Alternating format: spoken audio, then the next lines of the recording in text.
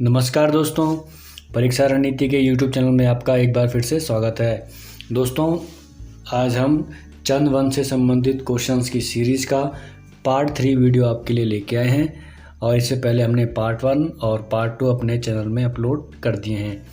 अगर आपने वो वीडियो अभी तक नहीं देखी हैं तो आप प्लीज़ हमारे चैनल के प्लेलिस्ट में जाके उन वीडियो को देख सकते हैं और अगर आपको पसंद आए तो लाइक कीजिए और दोस्तों के साथ शेयर कीजिए। और दोस्तों, आज की वीडियो में भी हम काफ़ी अहम क्वेश्चंस को लेके आए हुए हैं जो आपके आने वाले एग्ज़ाम्स में काफ़ी महत्वपूर्ण साबित हो सकते हैं। तो आप प्लीज़ हमारे साथ वीडियो के एंड तक बने रहिए। कोई भी क्वेश्चन आपको अगर डाउट लगे तो उसे कमेंट कीजिए, अगर पसंद आए तो उसे लाइक कीजिए और अच्छा लगे तो कमेंट भी कर सकते हैं। चलिए दोस्तों, स्टार्ट करते हैं क्वेश्चन नंबर 1 से। चंद शासकों के समय कितने किस्म के राजकर होते थे? आपके ऑप्शन है 32, 34, 35, 36। तो दोस्तों याद कीजिए, चंद शासकों के समय 36 किस्म के कर होते थे, राजकर 36 किस्म के, ठीक है। और एक दूसरे प्रकार के कर भी होते थे जिनको कहते थे 36 रकम 32 कलम, 36 रकम 32 कलम, ठीक है।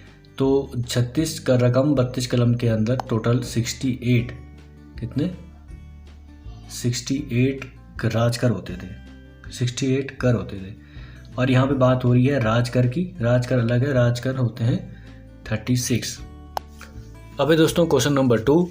रुद्रचंद का छोटा पुत्र लक्ष्मीचंद के समकक्ष मुगल बादशाह कौन कौन थे? तो दोस्तों, जो लक्ष्मीचंद था वो रुद्रचंद का छोटा पुत्र था। रुद्रचंद का जो बड़ा पुत्र था उसका नाम था शक्ति गोसाई, और शक्ति गोसाई जन्मान था, जन्म से ही अंधा था, इसलिए वो राजा नहीं बन सका। और जो उस समय लक्ष्मीचंद ने ही शासन किया था। तो उस समय लक्ष्मीचंद के समकालीन राजा कौन थे, जो मुगल बादशाह कौन थे?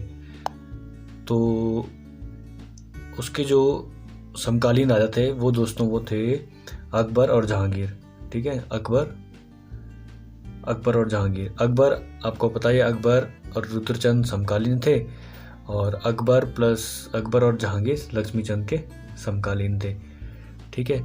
और लक्ष्मीचंद के बारे में बता दें आपको कि लक्ष्मीचंद ने बागेश्वर में बागनाथ मंदिर का निर्माण भी कराया था, ठीक है। बागनाथ, किसका निर्माण कराया था? बागनाथ मंदिर का 1602 में, ठीक है। 1602 में बागनाथ मंदिर का निर्माण कराया था। और साथ ही न्योवाली और बिस्टाली नाम की कचहरियां भी चलाई थी। न्योवाली और बिस्टाली नाम की कचहरियां,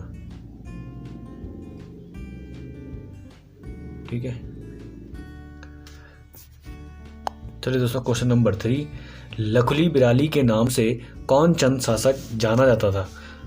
लखुली बिराली के नाम से कौन चंद शासक जाना जाता था? तो इसका राइट आंसर है दोस्तों लक्ष्मीचंद। लक्ष्मीचंद का ही उपनाम लखुली बिराली है। अब है क्वेश्चन नंबर 4।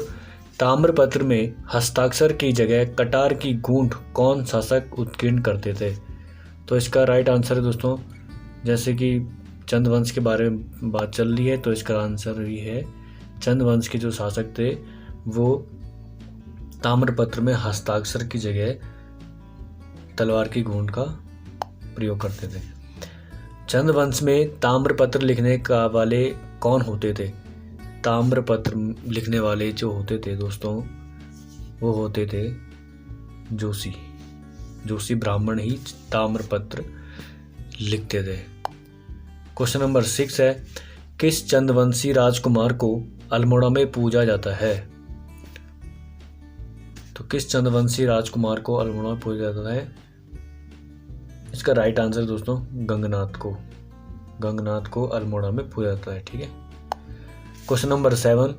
नीलू कठायत नामक सेनापति किस राजा का सेनापति था? नीलू कठायत नाम का सेनापति दोस्तों, इसका राइट आंसर है गरुड़ ज्ञानचंद। गरुड़ ज्ञानचंद का जो वफादार और बहादुर सेनापति था वो था नीलू कठायत। और नीलू कठायत को गरुड़ ज्ञानचंद ने कुमाया खिल्लत की उपाधि दी थी। और बाद में दोस्तों कुछ मंत्रियों के षड्यंत्र से गरुड़ ज्ञानचंद ने ही नीलू कठायत को मरवा दिया था, ठीक है। अब दोस्तों क्वेश्चन नंबर 8, किस ताम्रपत्र से जानकारी मिलती है कि भारती चंद द्वारा एक गांव दान में दिया गया था? तो किस ताम्रपत्र से इसकी जानकारी मिलती है? तो इसका राइट आंसर है दोस्तों होडेती ताम्रपत्र से। होडेती ताम्रपत्र से दोस्तों इस बात की जानकारी मिलती है कि भारती चंद ने एक गांव दान में दिया था। ठीक है। भारती चंद जिसने नेपाल में 12 वर्षों तक डेरा डाला था और कुमाऊं को नेपाल के शासक से आज़ादी भी दिलाई थी, नेपाल के शासन से स्वतंत्रता दिलाई थी। ठीक है दोस्तों, क्वेश्चन नंबर 9 में चलते हैं। किस चंद शासक ने राज्य में संस्कृत विद्यालय की स्थापना की थी? तो ये भी इम्पोर्टेंट क्वेश्चन है दोस्तों, किस चंद शासक ने संस्कृत विद्यालय की स्थापना की थी? तो दोस्तों इसका राइट आंसर है रुद्रचंद ने। रुद्रचंद ने संस्कृत विद्यालय की स्थापना की थी राज्य में। और रुद्रचंद ने एक पुस्तक लिखवाई थी धर्म निर्णय। और ठीक है, ये शासन कैसे चला जाता है इस तरीके से इसके ऊपर पुस्तक लिखी थी। और सैनिक शास्त्र, रूपचंद ने सैनिक शास्त्र लिखी थी।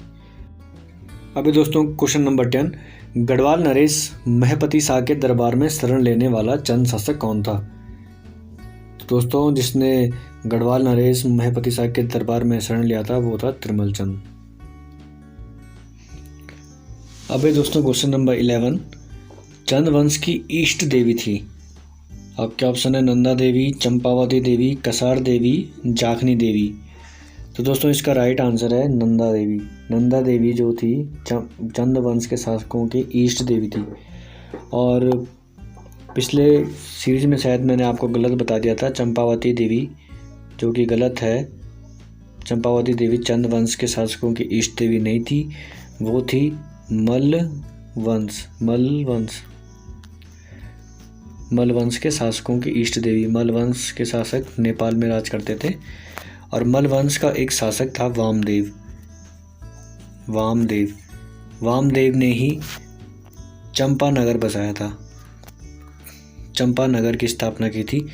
और चंपानगर की स्थापना चंपावती देवी के नाम से की थी। चंपावती देवी के नाम से ही चंपानगर की स्थापना की थी, जो आगे चलकर चंपावत नाम, जिसका आगे चल के चंपावत नाम पड़ गया था। अभी दोस्तों क्वेश्चन नंबर 12, रौत क्या होता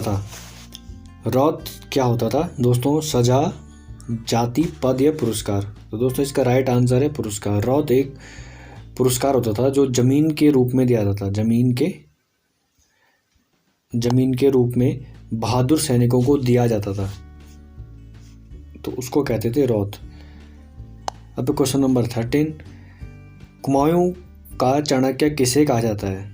सिंपल इजी क्वेश्चन है दोस्तों। कुमाऊं का चाणक्य हर्षदेव जोशी को कहा जाता है, क्योंकि उसने बहुत ही कूटनीति तरीके से पहले प्रद्युम्न शाह से कुमाऊं में आक्रमण करवाया था और उसके बाद गोरखाओं से भी उसने कुमाऊं में आक्रमण कराया था। तो और काफ़ी षड्यंत्र करके उसने कुमाऊं में अपना अधिकार रखा हुआ था। तो इस कूटनीति के कारण कुमाऊं का चाणक्य हर्षदेव जोशी को बोला जाता है। क्वेश्चन नंबर 14, हर्षदेव जोशी के पुत्र का क्या नाम था जो दीपचंद के संरक्षक बने? तो हर्षदेव जोशी का पुत्र था जो दीपचंद का संरक्षक भी था, तो वो था दोस्तों शिवदेव जोशी हर्षदेव जोशी का पुत्र था जो दीपचंद का संरक्षक था। क्वेश्चन नंबर 15, जागेश्वर के मुख्य मंदिर के भीतर किस राजा की मूर्ति है? तो जागेश्वर के मुख्य मंदिर के भीतर दोस्तों दीपचंद की मूर्ति है। इंपॉर्टेंट क्वेश्चन है दोस्तों, दीपचंद की मूर्ति जागेश्वर के मुख्य मंदिर के भीतर है। तो दोस्तों अब है क्वेश्चन नंबर 16, किसके शासनकाल में 36 रकम 32 कलम कर पद्धति प्रचलित थी? तो 36 रकम 32 कलम आपको अभी बताया था। 68 प्रकार के कर थे। तो ये दोस्तों चंद वंश के शासनकाल में प्रचलित थे। क्वेश्चन नंबर 17 है, चंद शासन में मंदिरों तथा मूर्ति निर्माण में किस शैली का अधिकतम प्रभाव देखा गया है। ये इंपॉर्टेंट क्वेश्चन है दोस्तों। तो आपको बताना है कि मंदिरों और मूर्ति में किस शैली का प्रयोग किया गया है। तो दोस्तों इसका राइट आंसर है कुषाण शैली। कुषाण और गुप्त शैली में वहाँ के मंदिरों और मूर्तियों का निर्माण किया गया है। क्वेश्चन नंबर 18, चंदों तथा मुगलों में संबंध होने की जानकारी मिलती है। शाहनामा में, अकबरनामा में, जहांगीरनामा में, या ए और सी दोनों, शाहनामा और जहांगीरनामा। तो दोस्तों इसका राइट आंसर है ए और सी दोनों। शाहनामा में और जहांगीरनामा में चंदों और मुगलों के बीच में संबंध होने की जानकारी मिलती है। क्वेश्चन नंबर 19 है, कुमाऊं के चाणक्य किस चंद शासक के दीवान थे। कुमाऊं के चाणक्य, पहले तो कुमाऊं के चाणक्य पता होना चाहिए कौन थे। कुमाऊं के चाणक्य माने जाते हैं हर्षदेव जोशी। ठीक है, हर्षदेव जोशी को कुमाऊं का चाणक्य माना जाता है और वो थे दीपचंद के दीवान। और दीपचंद के जो संरक्षक थे वो थे शिवदत्त जोशी।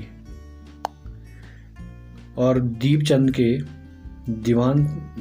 के जो संरक्षक थे वो थे शिवदत्त जोशी, जो कि हर्षदेव जोशी के पुत्र थे।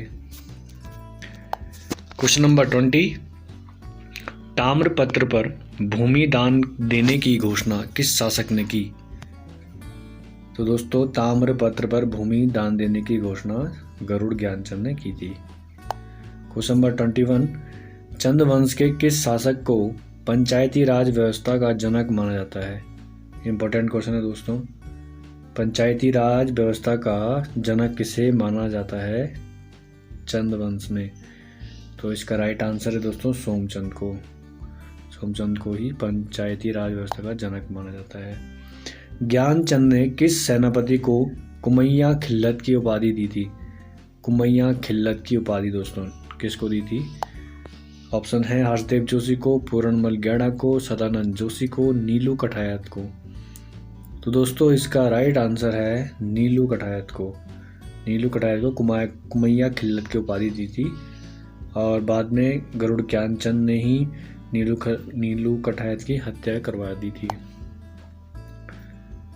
अब क्वेश्चन नंबर 23, चंद राजवंश में भूमि के मापन के संबंध में निम्न में से सही विकल्प है। तो भूमि के मापन में निम्न में इनमें से कौन सा विकल्प सही आपको बताना है। दोस्तों इसका राइट आंसर है नाली, जूला, विसा, अधाली। ये भूमि के मापन के माप हैं। किस चंद शासक के समय कवि शिव ने कल्याण चंद्रोयम की रचना की थी। इंपॉर्टेंट क्वेश्चन है, कल्याण चंद्रोयम की रचना किसने की थी। कल्याणचंद तृतीय, कल्याणचंद चतुर्थ, रूपचंद, रुद्रचंद। दोस्तों इसका राइट आंसर है कल्याणचंद चतुर्थ ने। ठीक है, कल्याणचंद चतुर्थ को बालो कल्याणचंद भी बोला जाता है। उसी ने कल्याण चंद्रोयम की रचना की थी। और रूपचंद ने सैनिक शास्त्र, रुद्रचंद ने धर्म निर्णय पुस्तक की रचना की है। क्वेश्चन नंबर 25, चंद वंश के किस शासक का एक अन्य नाम नारायण भी था। तो नारायण किस चंद शासक का एक अन्य नाम था, बाज बहादुर चंद का। क्वेश्चन नंबर 26, रुद्रचंद के सेनापति का क्या नाम था जो कत्यूरी राजा से बांधवगढ़ युद्ध में मारा गया था। कत्यूरी राजा से बांधवगढ़ युद्ध में मारा गया था। तो उसका राइट आंसर है दोस्तों पुरुषपंथ। खतुड़वा त्योहार किस चंद शासक के कार्यकाल में मनाया जाता है। खतुड़वा त्योहार किस चंद शासक के कार्यकाल से मनाया जाता है। खतुड़वा दोस्तों जो राजा महीपति शाह का गढ़वाल के राजा महीपति शाह का सेनापति था खतुड़वा, और लक्ष्मी चंद ने महीपति शाह में 8 बार आक्रमण किया था, जिसमें 7 आक्रमण विफल हो गए थे, 7 आक्रमण में वो हार गया था और 8वां जीत गया था। उसमें उस युद्ध का सेनापति था खतुड़वा। तो इसमें इस युद्ध में 8वें युद्ध में खतुड़वा मारा जाता है और तब से कुमाऊं में खतुड़वा त्यौहार मनाया जाता है। तो उस समय जो राजा था वो था लक्ष्मी चंद। सीकदार नेगी और गरखा नेगी का संबंध किससे संबंधित है, किससे है? तो दोस्तों ये है पद से। सीकदार नेगी और गरखा नेगी पद हैं। पांडुकेसर ताम्रपत्र अभिलेख किस शासक के संबंधित हैं? पांडुकेसर ताम्रपत्र किस शासक से संबंधित है? दोस्तों ये बहुत बार पूछा गया है क्वेश्चन, तो इसका राइट आंसर है ललित सुरदेव। ललित सुरदेव के 2 ताम्रपत्र पांडुकेसर में मिले हैं, 2 ताम्रपत्र, ठीक है। और ठीक है दोस्तों, अब चलते हैं क्वेश्चन नंबर 30। पिथौरागढ़ जिले का पुराना नाम क्या था? बहुत ही इजी क्वेश्चन है दोस्तों। पिथौरागढ़ जिले का पुराना नाम था सौर घाटी। Question number 31। रतंगली संबंधित था। रतंगली घराटों पर देकर, जमीन पर देकर, मृतकों को देकर, लेखकों को देकर। तो दोस्तों जो रतंगली था वो लेखकों को देकर था, लेखक रतंगली कर देते थे। अब है क्वेश्चन नंबर 32। चंद वंश के समय देवी देवताओं के पूजा के नाम पर दिया जाने वाला कर था। रतंगली, रौल्या देवता, सिरती, जूलिया। तो जैसे दोस्तों नाम से ही पता चल रहा है कि देवी देवताओं के नाम पर दिया जाने वाला कर था रौल्या देवता, ठीक है। और रतंगली आपको अभी बताया लेखकों को दे कर था। सिरती दोस्तों, सिरती कर था ये एक नगद कर था जो कि भाबर व भोटिया व्यापारियों से वसूला जाता था। भाबर और भोटिया व्यापारियों से वसूला जाता था। जूलिया कर था यह नदियों पर लगने वाला कर था, नदियों के पुलों पर, ठीक है। जूलिया कर नदियों के पुलों पर लगने वाला कर था। इसको सांगा कर भी कहते थे दोस्तों, सांगा कर। Question number 33। चंद्रवंशी राजकुमार सोमचंद का कुमाऊं आने का मुख्य कारण क्या था? ये अंतिम क्वेश्चन है दोस्तों। तो दोस्तों इसका राइट आंसर है महमूद गजनवी का आक्रमण। महमूद गजनवी के आक्रमण से, भय से तो सोमचंद जो शासक था वो झूसी, जो चंद्रवंश का जो मूल निवास है वो है झूसी, इलाहाबाद, इसको प्रयागराज भी कहते हैं। तो यहाँ से वो आए थे। तो दोस्तों ये थे हमारे टॉप 33 क्वेश्चंस, और ये सीरीज़ दोस्तों इस सीरीज़ का आखिरी वीडियो था। अगर आप चाहते हैं इसके अलावा भी चंद्रवंश में आपके लिए वीडियो लेके आया जाए तो आप हमें कमेंट कीजिए और हम इसमें और भी नए क्वेश्चंस आपके लिए लेके आएंगे। तो दोस्तों आपसे उम्मीद है कि आप वीडियो को पसंद करेंगे, और दोस्तों प्लीज़ लाइक कीजिए वीडियो को, और दोस्तों आपके सपोर्ट की ज़रूरत है तो प्लीज़ चैनल को सब्सक्राइब कीजिए। और दोस्तों आपको बता दें कि हमारे प्रैक्टिस सेट्स भी अवेलेबल हैं, जिसमें हम 6 मंथ की मेंबरशिप देते हैं। तो दोस्तों अगर आप हमारे मेंबरशिप से जुड़ना चाहते हैं तो आप वेबसाइट में लॉगिन कर सकते हैं, और ज़्यादा जानकारी के लिए आप हमारे इस फ़ोन नंबर में कांटेक्ट कर सकते हैं दोस्तों। चलिए दोस्तों आज की वीडियो यहीं एंड करते हैं, तब तक के लिए धन्यवाद, नमस्कार।